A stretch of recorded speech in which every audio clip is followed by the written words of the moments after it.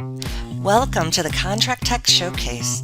In each episode, your host Flo Nicolas and a guest panelist will try out the latest contract tech products. Welcome, everyone, and thank you for joining us for today's episode. My name is Flo Nicolas. I'm also known as the non-boring lawyer, the contract tech queen, and the chief growth and community officer at How to Contract. The Contract Tech Showcase is a streaming series from contract training leader How to Contract. It's a straightforward and practical look at the tech changing the contract landscape. In each episode, we feature a different contract technology tool. We have the company tell us about the tool, and then my co-host and I have the opportunity to ask questions. We want to save you time and provide an entertaining way to learn about the latest contract tech. For today's episode, we are thrilled to have Briefcatch, dubbed the tool of choice for serious legal writers on their site. And sharing more about Briefcatch is our guest, Ross Guberman, president and founder. Thanks for joining us today, Ross. Thanks so much, Flo. I'm glad it's not the tool for the boring legal writer, Right. or you wouldn't like it. Yes. I picked the right word, serious. Yes. And my co-host for today's episode is Kendra Brodin, founder and CEO of Esquire Well, a lawyer well-being and professional development company providing speaking, coaching, consulting, and online learning tools to help lawyers be happier, healthier, and more successful. So welcome, Kendra. Thank you for joining us today. I am delighted to be here, Flo. Thanks for inviting me to be here with both of you. Oh, my pleasure. So you know what? Let's dive in. Ross, please take us through the Briefcatch product. We want to understand what it is and the benefits to the contracting community. Hey, great, and thanks a lot, Flo, and great to see Kendra as well.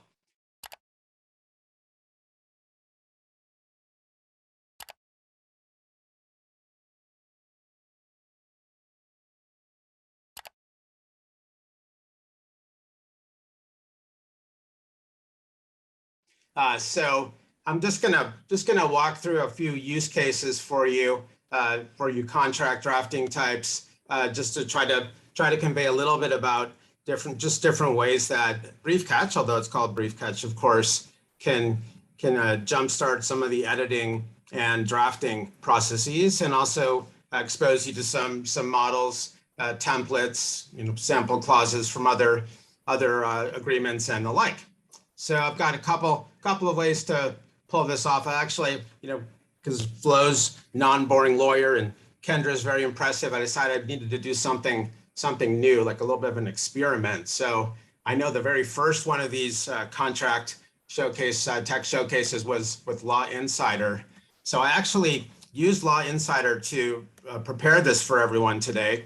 So what I did is of course I knew what I was looking for, but I took a bunch of problems just on the technical level, more on the right or wrong level that I know Briefcatch helps with in contracts, and I was very pleased to see, and I hope you will be as well, that all these problems are all over the incredible Law Insider collection of American contracts, just to show that these are all, of course, filed, many with the SEC. Obviously, they're all executed, and still in the final versions, lots of the kinds of things that a lot of this legal tech, including mine, can really help with. So while I was talking just then, I also just showed you how Briefcatch works. It is, of course, it's up to you what you think. We think it's very, very user friendly. You actually have to click Briefcatch up there in the word ribbon, and then there are 3 different modes of editing. So I picked style just because we're focusing on wording. So I don't know if you've have a chance right now to actually look at these as we're going along, but a lot of you will probably recognize a lot of these mistakes that are common, but a little bit awkward or embarrassing when other counsel see them, or of course when they're in the final agreement. So I'll just run through these. You can just sort of watch, so you can see we actually have right now about 9,800 algorithms or rules. I'll round it up to 10,000. So it's scanned in about 3 seconds. all of these. And kind of start off with things that are not such a big deal, but product still flags you're actually not supposed to have, such as and, etc. You're also not supposed to have EG and etc. Even worse, you're not supposed to have IE and etc., which is in a lot of contracts because that's actually just wrong. But here we have a fix right away. The etc. doesn't need to be there. It's gone. Another recurring problem, how to punctuate including but not limited to, including without limitation. There are different viable ways to do it, but you want to be consistent. So it picked up in this contract inconsistency. So I'll click on the right answer here. So we get the commas in the right place, right? It's either 2 or 0. You can't just have one trailing at the end. But one thing I wanted to show you too is, and this is pretty new in the last 4 months, we've added about 9,000 examples from various legal documents. So this is from a Microsoft standard vendor contract. And especially for people who are just curious what else is out there, what's market, what are a lot of companies attuned to the latest developments in contract drafting doing, this is already quite popular, right? So you can see Microsoft standard contract, including but not limited to, punctuated exactly as the product suggests. Okay, so just to kind of jump up a level, I mean, ETC period is not that bad, right? It's probably incorrect. You don't need it. Comma, including but not limited to. Certainly nice to be precise and consistent, but probably not life or death. So not saying these are life or death, but I think you'll agree they're closer. So again, this is a product. I'm a lawyer, don't practice, but I'm a lawyer. I've done training on these topics all over the world. So a lot of the things are just not going to be in other editing tools. Like this, for example. I mean, I collect tips on the street as I talk to users, subscribers, practitioners. So I know what people tend to, mix up. Here's a good example. That's the wrong act. That's actually the 34 Act, not 33. Found a few examples of that on Law Insider. Next one is always very funny, unless, of course, you're the one who does it. Those initial pubic offerings unfortunately made it into lots of public company contracts. We'll fix that for you. That's public, of course. Statute of frauds is kind of funny too. You see that all the time. Statute of frauds, not good to mess up the actual name of the SEC, so it fixes that for you. Again, a lot of these are either contract law terms or terms that are very often used in contracts as like principal place of business, as we'll see. So, parole is a word, passes all spell checks, but that's of course not the right spelling. Fix that. I think everyone is, again, seeing in an agreement too late, the old untied states of America. Happy to find some examples of that for you. We would have fixed all those. Well, this is another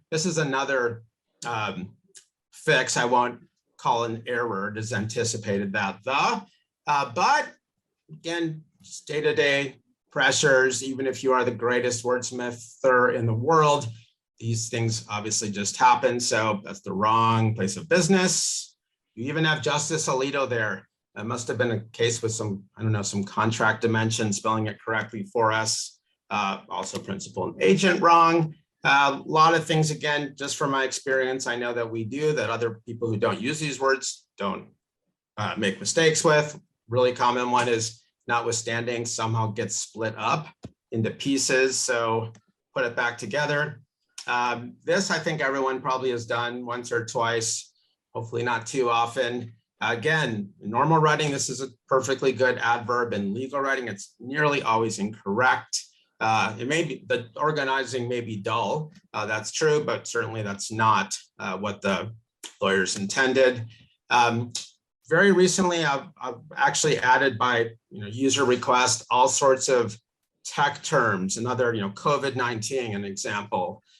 E. coli, we added the other day, the proper spelling. So, I mean, I personally wouldn't know these things. Like, I didn't know what the official spelling of WhatsApp was, but I now know that this is wrong in a lot of contracts. It's actually not 2 words, and the A must be capitalized. A couple more to show you. Again, just kind of proves the point. These are not hard to find in a lot of big fancy law firm agreements, breach is not bad, but breach of contract. There's no such thing as liquidation damages as far as I know, so we'll fix that. Another principles, by the way, the SEC says this is the most commonly misspelled word in contracts, principles, so trying to help people fight back.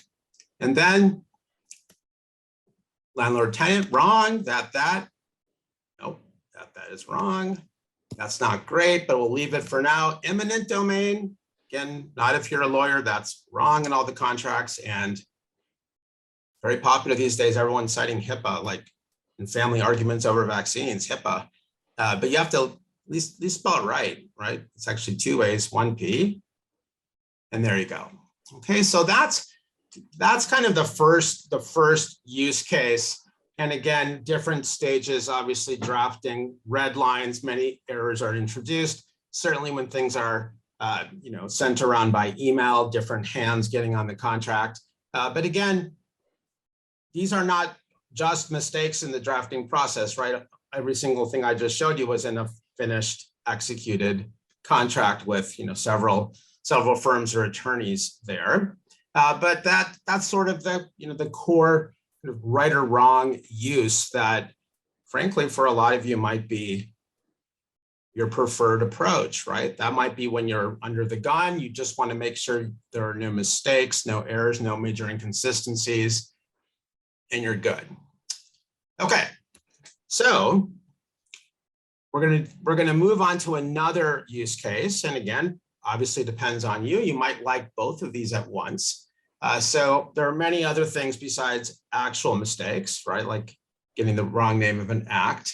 So let's say you're really in a rush and you don't even have time to worry about the 3334 Act. Okay, so you saw I picked the second editing mode is consistency, and now we're really just looking at serious problems. Okay, serious inconsistencies that can also be easily fixed.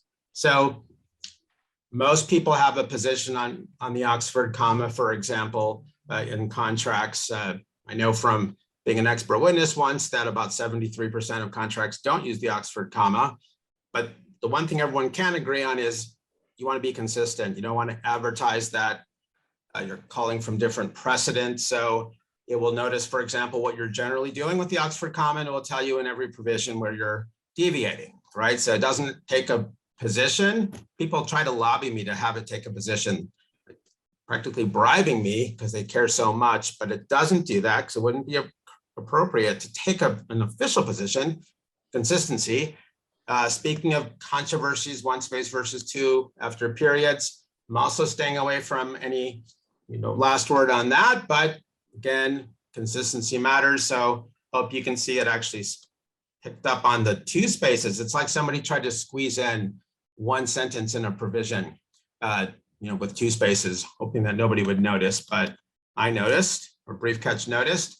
Another thing that's important in contracts, and often you'll see inconsistencies on treating quoted material and punctuation, right? There's a British way to do it, an American way to do it, but you want to be consistent, right? So it's spotting that as well. Okay, so those again are on the pure consistency front, right? You're not even really getting into word choice per se, other than things that are actual mistakes or directly inconsistent.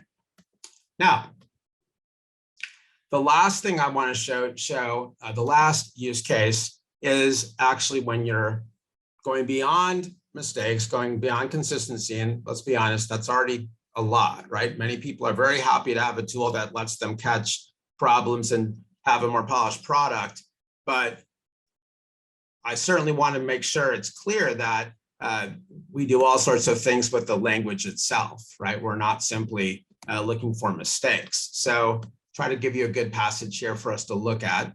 So depending on the type of agreement you're drafting, depending on the type of language you're looking for, and depending on, of course, the level of precision or conciseness that you're aiming for, there are all sorts of things that will pop up, like inconsistencies if you have shall, but then you have will, and it seems like both are obligations, or you're having things like has in its discretion, may in its discretion, and then may.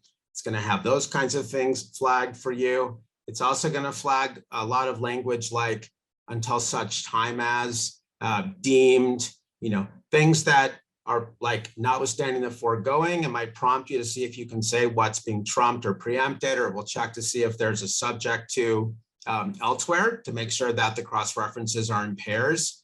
So again, whether you're concerned about some level of plain English, you're just trying to be a little bit more direct. This is certainly a trend in certain industries, especially the tech industry, or you're actually concerned about substance, right? Start having errors with obligations, covenants, negative covenants, rights, representations. You have inconsistent language for those, or cross references that are not clear. Or, for example, it will flag here under, and it will say, under what? It will actually prompt you to choose. And I just heard the other day that someone said it saved my what because this partner said in the agreement, when we had here under, we meant under this provision, not under this agreement. And here under, of course, doesn't mean either of those necessarily. You want to make that clear. Okay, so those are really the three use cases that I would say for contracts, and also for transactional lawyers writing disclosures, diligence memos, even just correspondence with clients. Certainly the product works well too. But really those are the three approaches that seem to give people the most benefit. All right. Well, if I could actually ask you to share your screen again, because there's something major that I would like for you to, major, because we talked about this, before today, where there is actually capabilities for reporting when you use the tool. So are you able to share that a little bit? So yeah, let me just show a little bit about how these scores work. So they are in fact AI driven, and you're being compared to legal documents, not just writing in general. On the other hand, if you're a transactional type, you want to give yourself a break and grade yourself on a curve, because it's kind of hard to measure yourself up against, let's say, a really peppy, pithy Supreme Court brief. So there are 5. They're all derived from different factors. For contracts, honestly, the most important is the second and the fifth. The two most important, the second and the fifth. Concise and readable, and then clear and direct. So over time, you'll see that the scores actually will improve on average, which means that you're gradually tightening things up, but also really good just on a single document, single drafting session. You can keep rerunning the scores if you want, and you accept a lot of the edits. It's not that accepting the edits directly makes the scores go up. It just happens to, because hopefully the edits are good, and that would mean you're getting closer to a lot of top-notch legal writing. One other element in that regard is during the editing phase, there's also these editing points, and that is designed as a sort of gamification to help you realize that you're actually making a lot of headway going through your documents. So it's really looking at how many flags are left and how many you've worked through, as opposed to how many words are left. And a lot of people find that motivating as well. Again, it's something of a motivator. So that actually has been a really pleasant surprise that people have told me. I mean, I created them really for what I thought was kind of the official reason, being objective, having something based on empirical data. But I hate to say it, but people actually find it sort of fun in a perverse way, right? Because not only do you see yourself, as you were saying, grow over time, but as you actually edit a document, you actually see the scores go up as well. Okay, so I'm also, secretly glad to know that although they're derived separately from the actual editing recommendations, luckily, when people make the edits that Briefcatch suggests, their scores just so happen to go up, right? They actually do better on these metrics.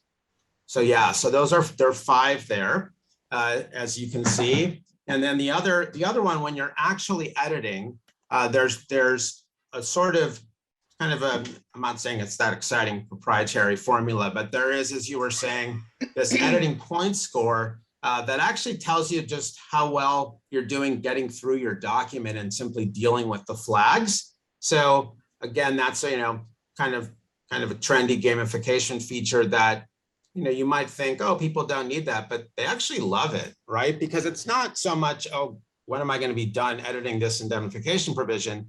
It's more, how much am I improving? Like, how much have I actually worked through and enhanced? And I'll just jump in there, Ross, because in the firms where I've previously worked in attorney development, I love both the points and the gamification. I'm motivated as well by gamification. I love to see my own progress ticking up. And I know the associates and others I've worked with not only appreciated that piece, but even as you're going through this, I love reading the examples. Granted, I'm a bit of a grammar geek myself, but every one of these you're doing, I'm looking down at those examples. And I love that you're not just saying, here's what to do, you're saying, here's why, and here's some real examples. And I know I've seen such improvement in associates and others and partners and support staff, people who are using this tool, because they're not only saying, well, Ross said that I should say believed that instead of taking the position that. They're saying, oh, here's an example from a real life document. And now I see the error in my ways. Clearly, some of these are really obvious, but some of them, especially if you're not a grammar geek, and even if you are, you don't know why these are the recommendations, and those examples really help to clarify. So I love that developmental piece. Yeah, I appreciate it. And frankly, I wish that we had added those examples earlier, because for all the reasons you gave, they've been really, really popular. And sometimes it is also just curiosity, like how in other settings have other lawyers, other judges, other contracts phrased something similar. So I think, yeah, it gives you sort of that, vote of confidence, because you're seeing bigwigs or well-known corporations or companies. But it also makes it so there's some, quiet learning and frankly stimulation when a lot of us are isolated these days, stimulation too. So you've got, the edits, most of my editing suggestions have multiple selections, right? So you're thinking, right? There's no, hey, accept all changes, because I want people to really pick the one that's best for their provision, their sentence, their agreement. Then you have the examples, right? Which are sort of interactive in the ways you described. And then, yeah, the scoring, the two types of scoring as well. So trying to keep people out of trouble, trying to keep us all busy.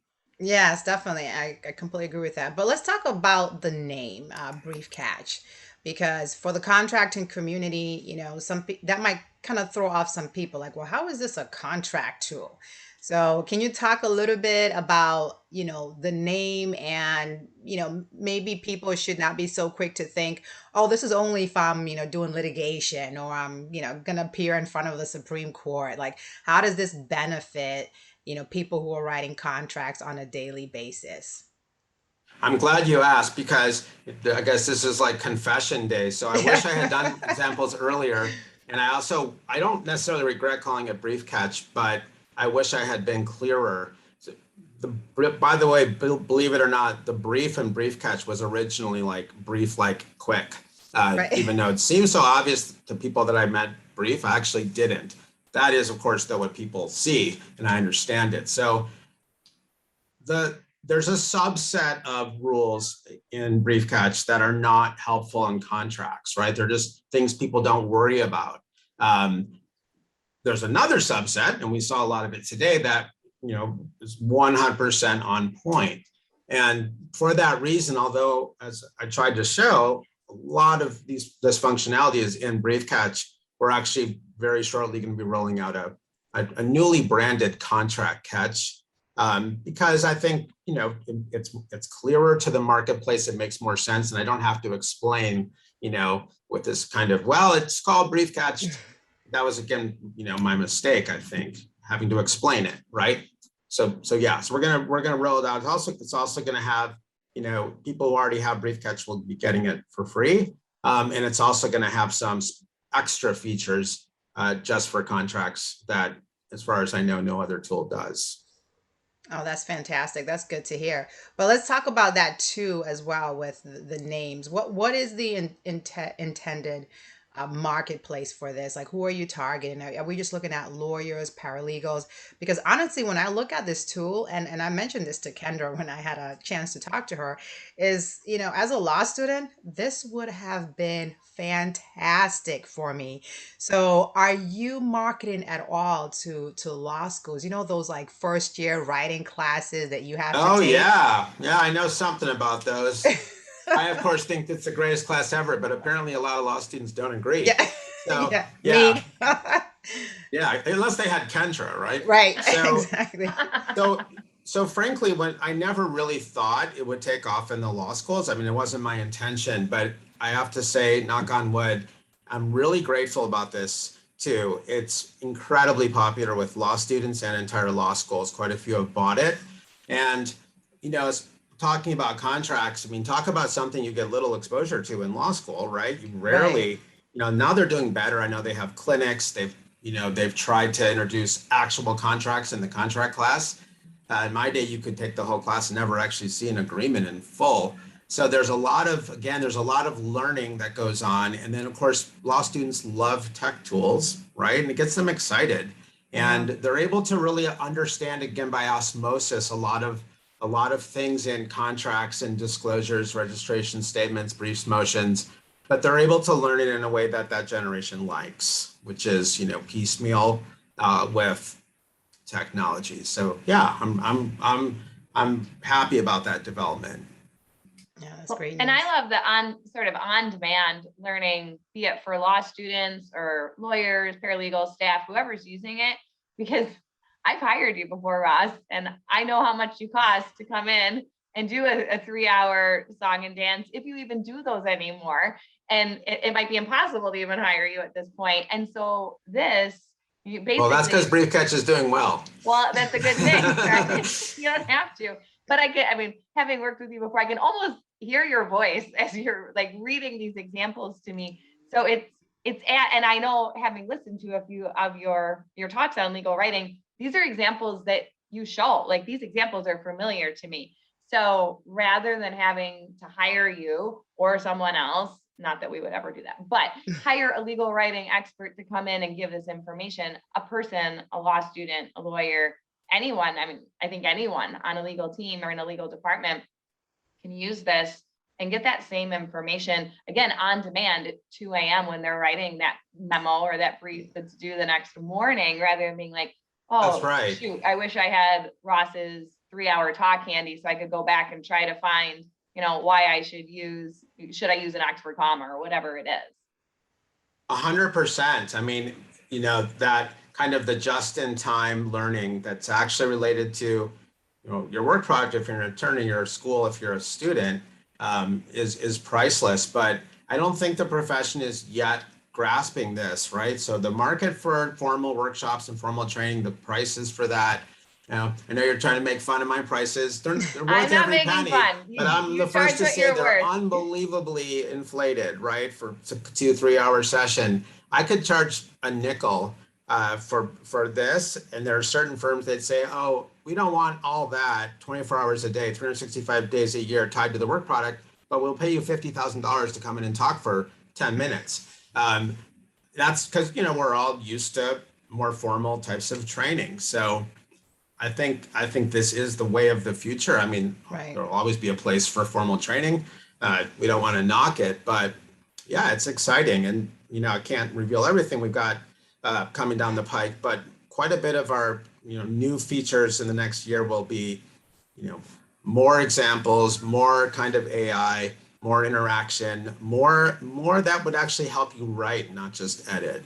Yeah. And let's talk about that some more. Not your secret stuff that's coming down the pipeline, but like just in terms of Notice how I planted that. Yeah. right.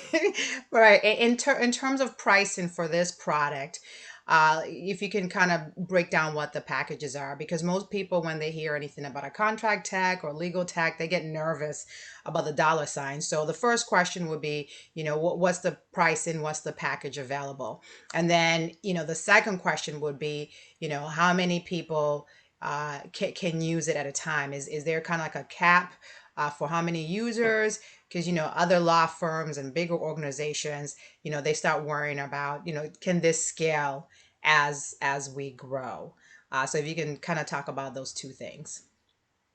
Yeah, I shouldn't have made that joke about the nickel, because now any price is going to sound high compared to a nickel. Right. So yeah, well, thanks for asking. So we have I think a fairly, I know you're not boring, but with fairly boring and straightforward pricing model. So just for individuals, yeah, it's basically $20 a month. I won't give you the whole speech about how that's only 67 cents a day and Right. coffee is 10 times as much, but $20 a month, over the year. You were also mentioning enterprises, businesses, corporations, corporate, practices, entire law firms. Then it's just sort of tiered, Okay. 200, 400, and, as you would expect, pretty hefty discounts. And then I will, say candidly that I do offer, public interest in law schools a very low price. Not like free, but Right. heavily discounted. Also some, we do some kind of pro bono as well. But those are the standard, fees. So, I mean, we're not talking billions of dollars here for an Right. enterprise. Reasonable. 20,000, 40,000, around there, depending on the size. Yeah. Sometimes just 3,000, it just depends. Okay. And that's a year. And so if we can just, I know we kind of got a walkthrough. We're getting near the end where we're going to do a round table, so we can just stop sharing the screen so everybody can see our beautiful faces and hear our final words. But I know for me, one last question I have, and Kendra, if you have another question, please feel free to ask it before we get to the final round table for the takeaways, is let's talk a little bit about what computers you can use this product with. I know a lot of people get concerned. I have a Mac computer, I have a Dell computer. I use my iPhone and my Android. So can we just kind of talk about those capabilities and usage for the two? Yeah, really timely question, because one incessant request is to be Mac compatible, and it's been a thorn in my side. I feel bad. I won't go into why it was so difficult, but today, right now, can announce for the first time that we actually have a Mac compatible version coming out. Also 365 compatible for people who like online editing with storage and so forth.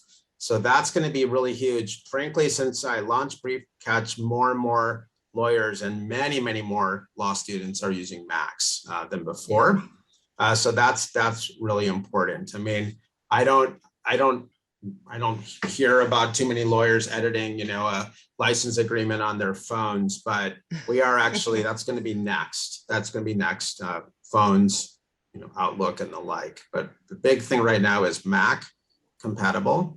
And then also, we're going to have a real-time editing option, so you don't even have to wait until you're done. Things are going to start popping up. And Kendra, any last questions? Yeah, I've been trying. I mean, this has been such a great walkthrough and behind the scenes of the tool. And I love knowing what's coming down the pike, at least a little bit, what you've alluded to, and then what you've also given a little bit of suspense around. So we'll have to keep our ear to the ground on that. Ross, you mentioned, and I'm always curious, sort of the behind the scenes of what people wish they would have done differently, or again, it sounds like the things that you wish you could have corrected, you're in the process of correcting. But you mentioned the naming, you mentioned having it on Macs.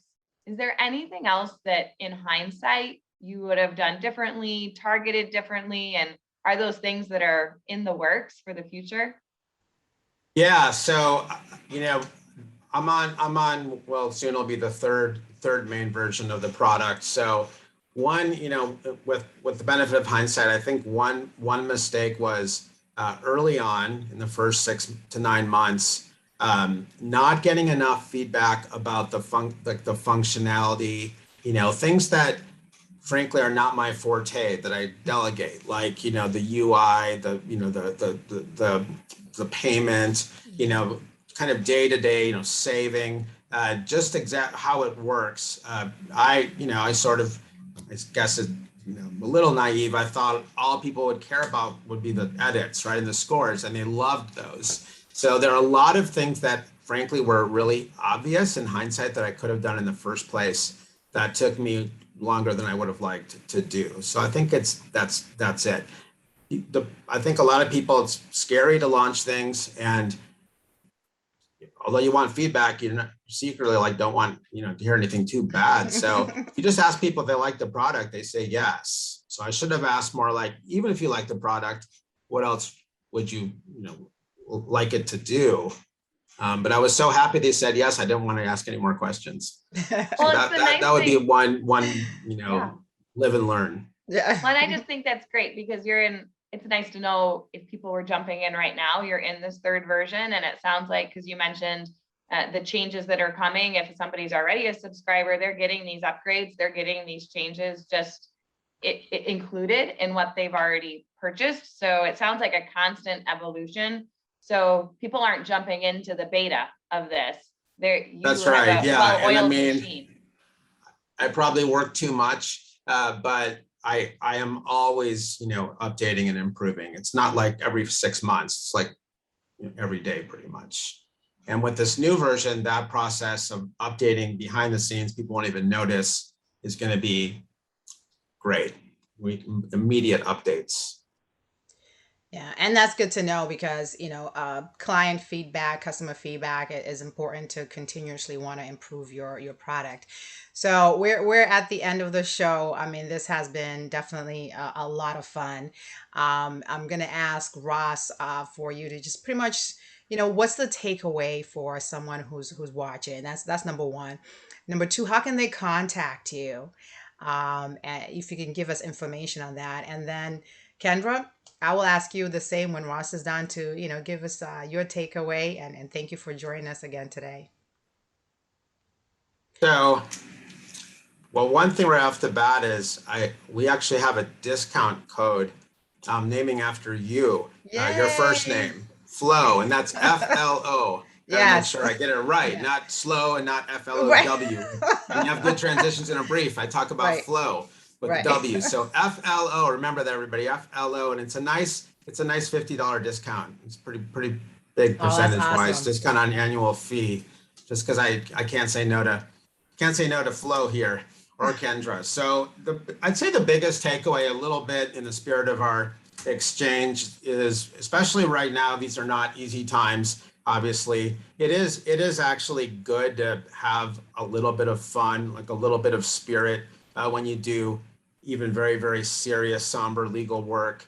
And again, I'm not trying to argue that this is like, watching Netflix, but when you have these options up there and you have the ability to choose and you see the changes made and you're seeing examples and you can mess around with scores and reports, it does tend to help people focus on other things in the contract as well, right? So anything in tech that shakes you up and changes your perceptions and gets you to sort of interact directly with your work product, usually is going to do a lot of good. And that's kind of what I would say is the takeaway, that because it does make things a little bit more enjoyable and fun, it also makes the end product better substantively.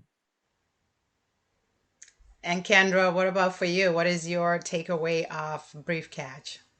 Yeah, well, and I love what you just said, Ross, because I'm thinking I wish I would have had a product like this in law school or in early years as an associate, or even right now. I'm thinking I need to make sure I have this installed on the computer. But like you said, Ross, editing, when you think about proofreading or editing, that's just the worst part of the process.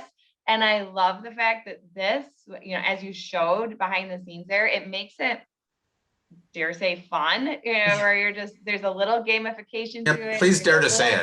Like, I don't know, I don't think you can see my face, but every time I see that pubic offering, I giggle a little bit and blush because it just cracks me up.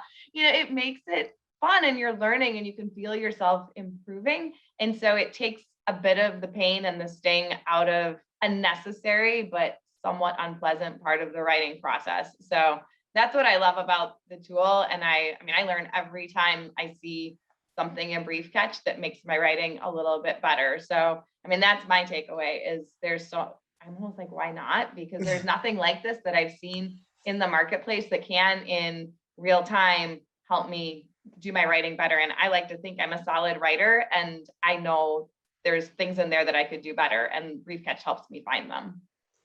And Kendra, just before Appreciate you it. go away, I again thank you. But how can people find you? I'm sure Ross is interesting, right? But I'm sure people are going to be like, "Who's Kendra? We want to know Who more is about this her." Kendra?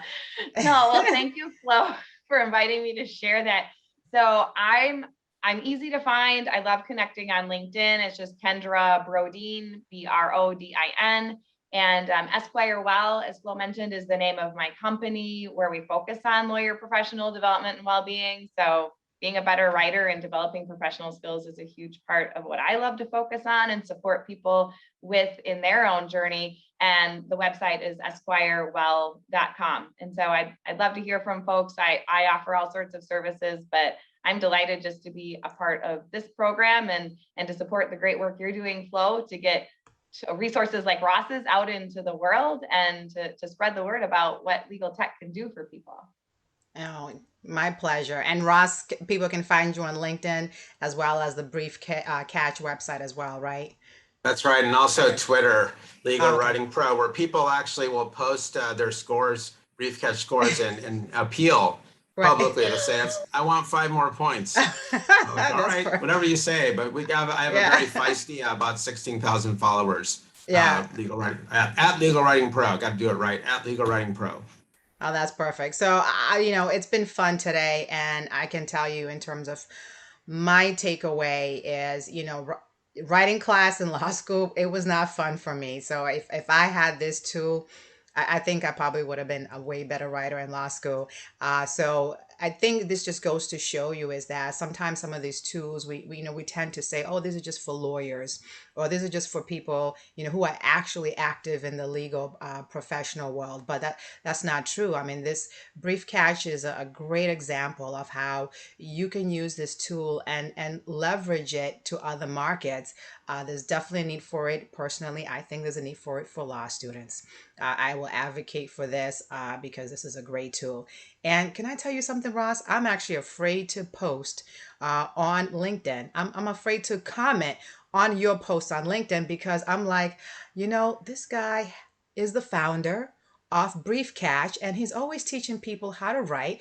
I'm going to write something that is silly. So what I need to do is I need to go ahead and probably become a customer and get Briefcatch. That way, when I'm ready to post or comment on Ross's post, I will be well prepared.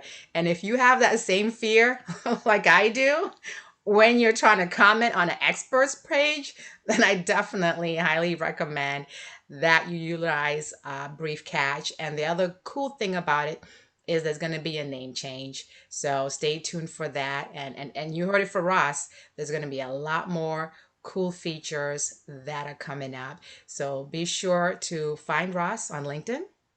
Go to briefcatch.com. We have the links right here on our YouTube channel. And what perfect way to end the show by telling you a promo code named after me, Flo. So FLO, okay? Make sure you use that code. This will be worthwhile for you. So thank you again, Ross. Thank you, Kendra, and thank you everyone for watching today's episode. Don't forget to click subscribe on the How to Contract YouTube channel and hit remind so you can stay up to date with all the latest and hottest shows that are going to be coming soon. So thanks, everyone.